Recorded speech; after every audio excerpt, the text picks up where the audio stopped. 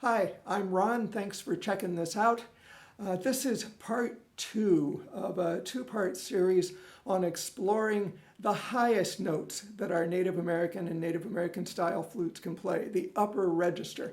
Now, if you've not had a chance to see part 1 yet, there's a link in the description box. I don't know that you really need to watch them in order, so if you just want to stay here for the time being, that's fine too. Now, in part 1, we spent most of our time talking about the top note of basic scale and said this is where upper register begins. Right, that highest note that I ended on, that's where upper register begins. Now, according to the Euroclassical tuning system and Euroclassical notation system, most of our native flutes have 3 pitches available. 3 and only 3 available above the top note of basic scale. A few of our flute makers will design their flutes so that you can get a 4th.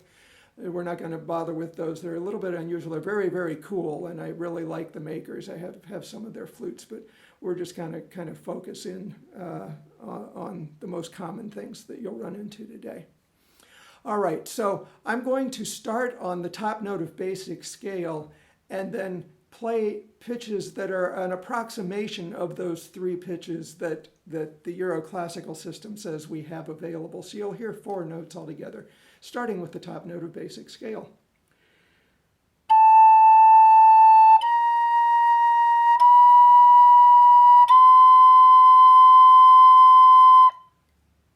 Okay, that's fine.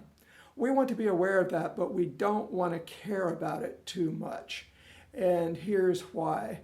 Most of the fingering charts that you'll see about our native flutes are based on the Euroclassical tuning and notation system. And so they also will show just 3 notes available above the top note of basic scale, and they'll give you some kind of fingering that you can use on the flute to produce that.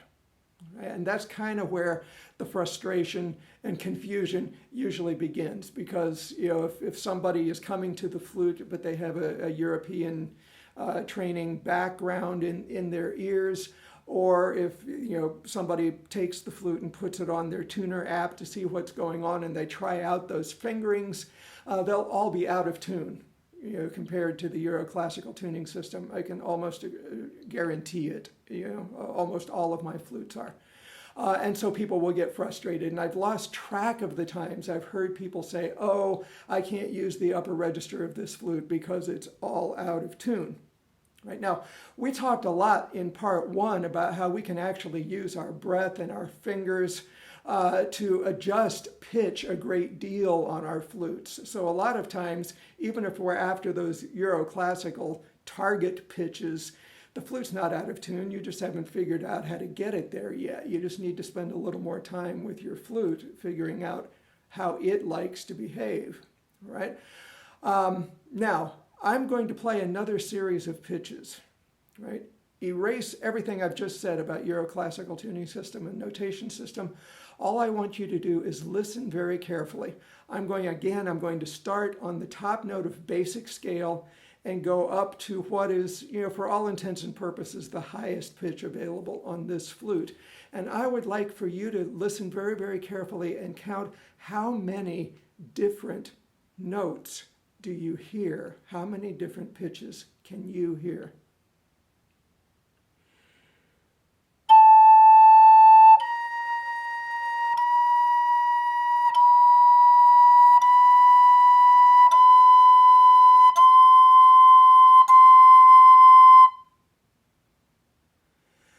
Now, depending on how accustomed you are to listening for very, very small gradations of pitch, you may have heard anywhere from 4 to 5, maybe even 7 or 8 different pitches within that same musical space where, according to the Euroclassical system, there are only 3 pitches available on native flute. I can also do something like this.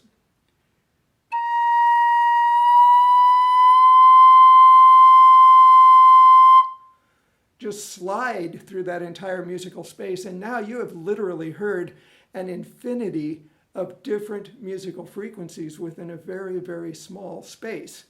It's not my fault that the Euro-classical notation system doesn't know how to deal with that, right? Those are all useful frequencies, musically beautiful frequencies that are available on our flutes in the upper register. So just like we were talking about last time, what we want to do is celebrate the fact that every one of our flutes is unique and will have its own voice and its own way that it responds in the upper register, just like it does everywhere else in its range. Right? So your flutes will behave differently than my flute does. And we want to celebrate that, not complain about it. All right, before we jump into the nuts and bolts of fingerings and how we can get into those extra notes in the upper register, those of you who are musicians or acoustic engineers or whatever are already aware that all of the musical sounds that we hear are actually made up of an entire series of frequencies resonating together.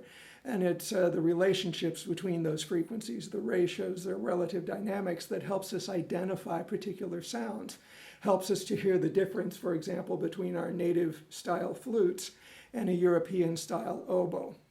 Right? So most of our contemporary Native American flutes are now tuned to some aspect of the Euroclassical system. So when I say I have a flute in A, which I do here, the bottom note, the fundamental, is tuned approximately to A440 from the Euroclassical tuning system. So the top note of basic scale is an octave repetition of that. It's vibrating twice as fast, about 880. If this flute were able to get to the next octave repetition, that would be vibrating at about 1760 cycles per second. But in fact, my flute tops out at about 1030 hertz. So not very far into that next move towards the next octave repetition. So the flute has a fairly narrow range, really. It would cover maybe 10 keys on a piano. Even though it can play an infinity of frequencies within that narrow range, many more frequencies than a piano can play. It only plays discrete frequencies, can only play 88, right?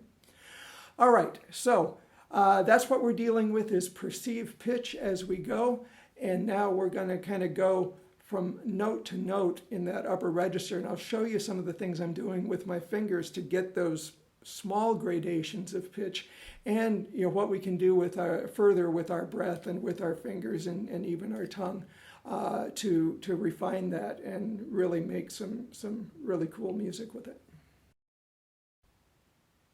All right, what we're going to do now is we're going to kind of go through step by step through those three pitches that show up in the European tuning system, right? And what I'm going to share with you is kind of a series of fingerings that I kind of associate with each of those pitches. Now, if you were to put these on a tuner, some of them would be below the target pitch, some of them would be above. Who knows when or if any of them would ever be exactly on the target pitch. Remember, though, that what we talked about last time for the top note of basic scale holds true here as well. Our flutes are incredibly responsive to breath, so we can use our breath to pull pitches up and down a significant amount usually, and we can also use our fingerings to half hole sometimes, partially uncover one of the holes. That will also adjust the pitch a great deal for us. So your flute is going to behave differently than mine, so explore your flute, learn what it likes to do. All right, here's the first series for you musicians. Since this is a flute in A, we're talking about the concert B flat above treble clef staff. All right, if you're not a musician or you don't know that system of notation, don't worry about it. Right, you can make perfectly fine music with some of the best musicians I've ever worked with. Could not tell you any of the names of the notes they were playing according to the European tuning system, right? It didn't slow them down a bit. So if you don't have that jargon, you don't have that terminology, don't worry about it. All right, here we go. I'm going to start on basic scale, and then I'm going to use fingerings that will gradually take the pitch higher and higher and higher but not all the way to what the European tuning system would say is the next pitch. All right, here we go. I'm going to use split screen here to show you a fingering chart for each of these notes, exactly what I'm doing with my fingers. I think it's easier that way than trying to show you here. Starting with top note of basic scale.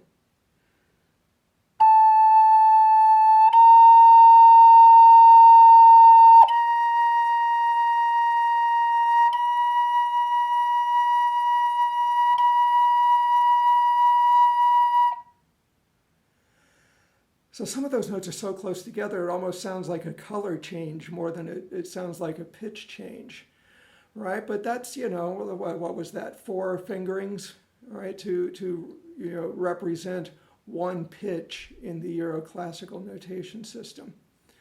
And I find those notes to be really, really useful in a lot of beautiful musical ways. At least my ear likes them. I'm going to share with you the beginning of a song of mine called Lunas y Agua number 2. If you want to check out the whole song, I'll put a link in the description box.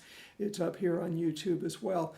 But it makes use of just kind of sliding and using multiple notes that are really, really close to the top note of basic scale, but are different from it and different from each other as well.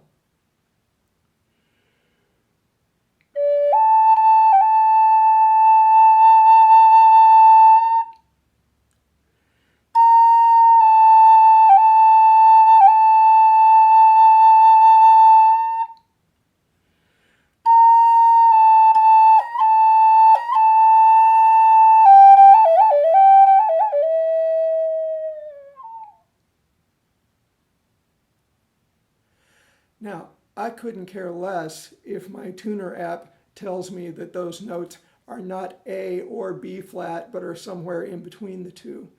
And I really couldn't care less if the European notation system doesn't have a way of showing those notes accurately. What I care about is that to my ear, they're very beautiful and very expressive. And we all remember what Duke Ellington said, right? If it sounds good, it is good. Onward and upwards. The European system, the next pitch is B natural for you musicians. So we're talking a major ninth above the fundamental of the flute. Again, I'm going to use multiple fingerings here, and I'll use split screen to put the fingering chart up to show you exactly what I'm doing. You're going to have to listen really, really carefully this time because these notes are really close together, and that tends to happen as we get higher up. So here we go.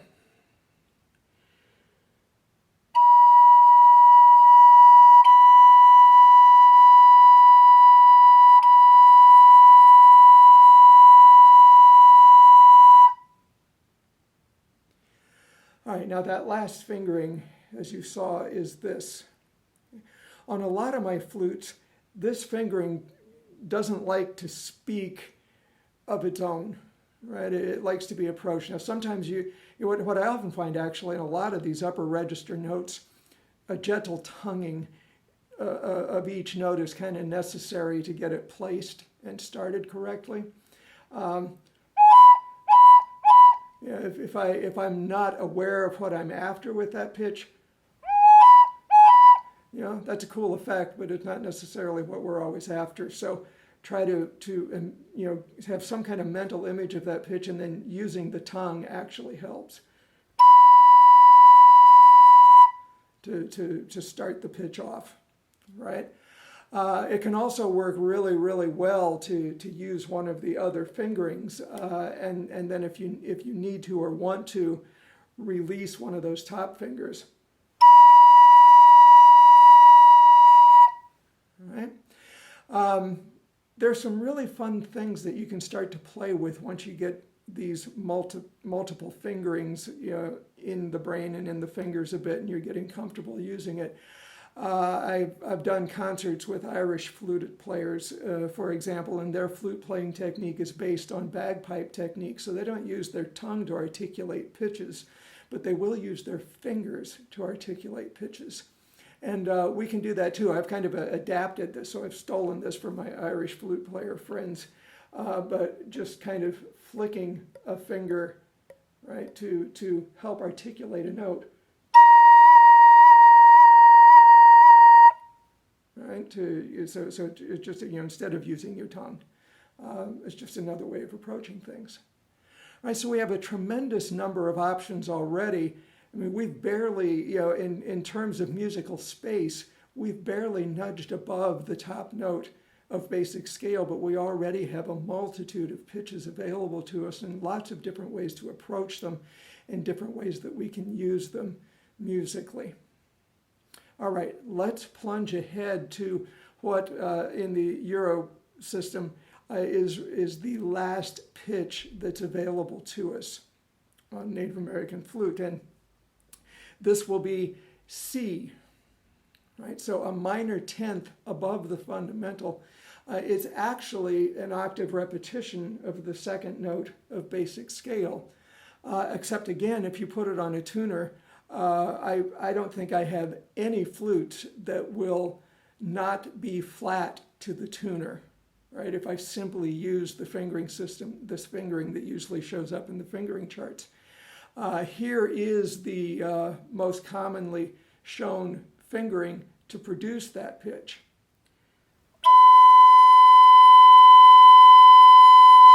And on a lot of flutes, it speaks really well and is easy to produce and sounds nice. But again, if you're playing with European tuned instruments and need to adjust that pitch for whatever reason, you can use your breath. But what I find to be really effective is to half hole the bottom note. So you can practice. I kind of like rolling off towards the bottom. A lot of people like rolling off to the side or to the top. You can do whatever feels good to you. But listen carefully to what happens to the pitch when I partially vent that hole. It will pull the pitch right up.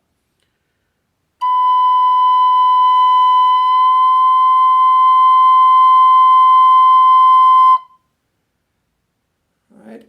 So, experiment with that. See if that helps with your flutes. You can also try venting this hole, but on a lot of my flutes, this has a hard time speaking as the initial thing. Usually I'll have to start here and then get that hole opened quickly to pull the pitch up a little bit.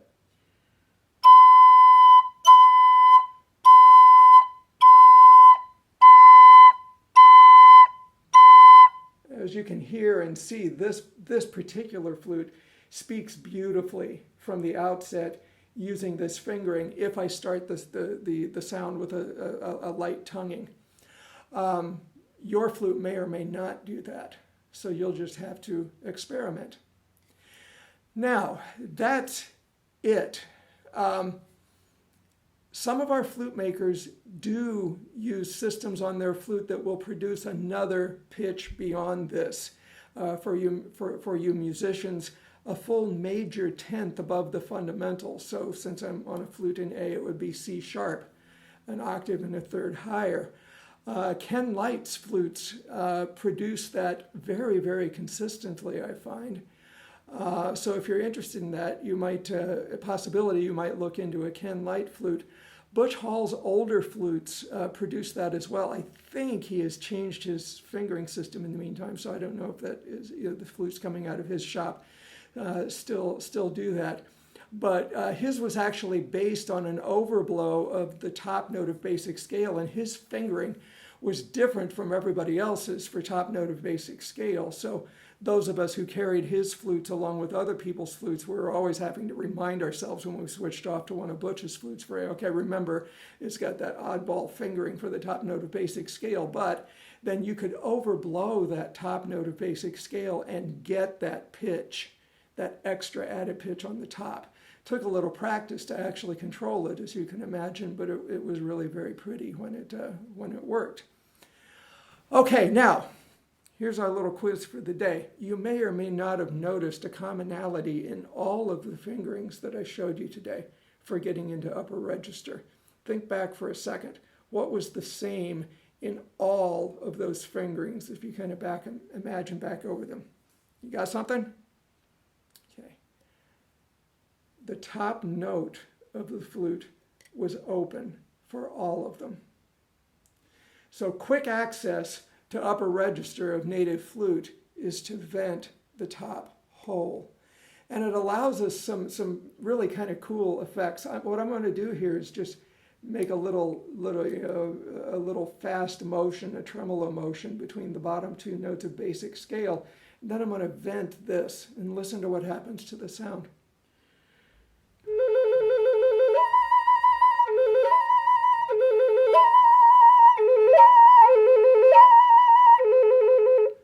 All I'm doing to get that pop into the higher notes is to vent that note, vent to that hole. Okay, I think we will call it good for today. So if you found this video helpful, please hit those like and subscribe buttons. Leave a comment or a question below and I'll try to get back to you. Or you can use the response form at my website, ronwarrenmusic.com. Thanks for hanging out. Enjoy your flutes. Enjoy flying high on your flutes. Listen, listen, listen, listen. I really think if there's one thing you can take away from this, celebrate the flexibility of our flutes, but to actually gain access to that, you really need to be attentive to what you're hearing and how your breath is working in particular. So listen, listen, listen, breathe, breathe, breathe, be attentive, maybe a little less noodling and a little more paying attention. All right? Okay, look forward to seeing you next time. That's all for now.